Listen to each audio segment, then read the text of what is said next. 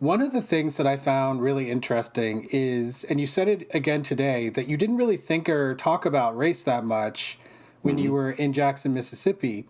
And I found that to be so interesting because even though it was like you grew up in this very homogenous racial, mostly with racialized black people, around you. Mm-hmm. So I can understand not focusing on race, when obviously like you're just around people of the same racial category, right? Mm-hmm. But it was funny because as we were talking, like different memories started coming up for you, like different things started arising for you. And you were like, oh, yeah, well, this was said and that was said. And one thing that I remember you said was that your mom told you about racism in South Carolina and that Yeah. you were Mm-hmm. like, oh, I'm not going to go to South Carolina because my mom had told me, oh, like, you don't want to go there because of the severity of the racism there.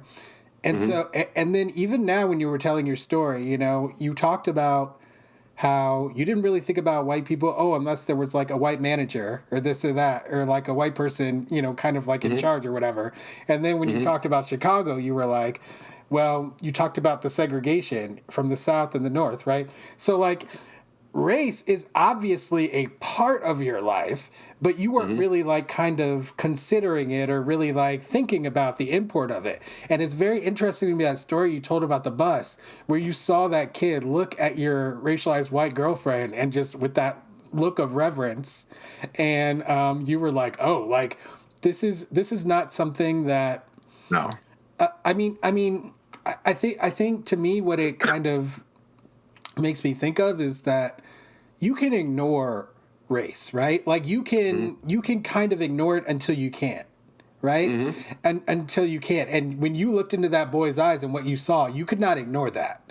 Okay? And No. it was Good. just a No. look in somebody's eyes, right? Mm-hmm. There are an infinite number of scenarios in which it's just impossible for people to ignore. And it's different for everybody because different people have different sensitivities, different people have different observational capabilities, right? Like somebody else might have looked at that kid and not saw what you saw, right? Like, but you saw that because it was something that was unique to you, and it was Mm-hmm. something that like you could recognize Mm-hmm. just by a look. In my poem that I wrote, actually, a friend of mine who was a racialized white woman at the time, not at the time, she still is, but like at the time, she was my friend. And we were getting on a bus in New York City together. And this older white woman looked at me, and what I read into her look was just pure hatred, just like very pure. And my friend saw that. And I had told her all kinds of different stories about when I had experienced what I believed to be racially charged incidents, and she would always find a reason why it wasn't. She would always explain it away. She would always say, well, maybe this is what really happened. Like she was the queen of finding another explanation. In the poem, I say, there was always another possible explanation. It didn't always have to lead back to the plantation. That's the line. And that's what she would always do, find some other reason. But when she saw that woman look at me, it was like undeniable. Like it was so pure that like that woman didn't have to say a single word for my friend to see what that was all about. And she became incensed. She started screaming at this woman, yelling at her. I literally had to hold her back. And this was like an old woman. And, she was just infuriated because she knew what that look meant. She knew everything just by a single look. So I could have Mm-hmm. told her all the things in the world, which I had already told her all kinds of things that she was able to explain away, but she couldn't explain that look away. So it reminded me of your story with that kid and like where you may have been going through your life not really thinking about race, but in that moment, you knew exactly what that was about. You could, just from a single look. Yeah. And it just goes to show to me, you know, that's the insidiousness of race dynamics. You Mm-hmm. can ignore it until you can't.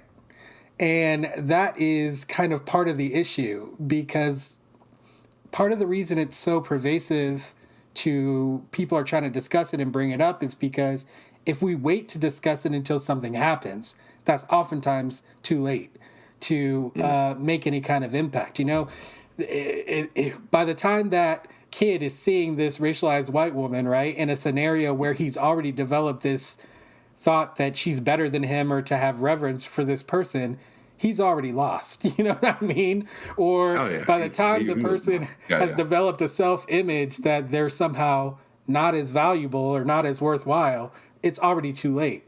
So having these conversations, talking about racialization, talking about what it means in reality, not what people imagine it means in their own head or whatever messages they take from their environment, is critically important for the development of youth, you know, and for people developing a realistic understanding of the world around them. And I would argue that you didn't develop that realistic understanding of the world around you. And so, and that probably a lot of those racialized white liberals did not understand the racialized world around them either, even though they were, you know, thinking that they had some kind of knowledge they were going to impart on you about the life that you were going to live. So part of the reason I started this show, Quincy, is to try to create a space, an environment where people can have this dialogue, because it's critically important that people unpack the things that they have experienced, you know, like that look you saw in that kid's eyes. These are things that we need to actually talk about and figure out what happened there. You know, what does it mean? What does it mean that we should be doing for ourselves or for our own life, if anything, you know, about racialization? I do believe that there's something we should be doing about it. So that's why I have these conversations, so I can kind of share what I think about it, and so that people can kind of apply it to their own lives. So that's what I'm doing here, man. I agree fully. Thanks for watching. For access to the full-length conversation and all of the 2-hour-long unedited conversations that I've had on race, click the support link in the description below. Thanks for your support, and see you next time.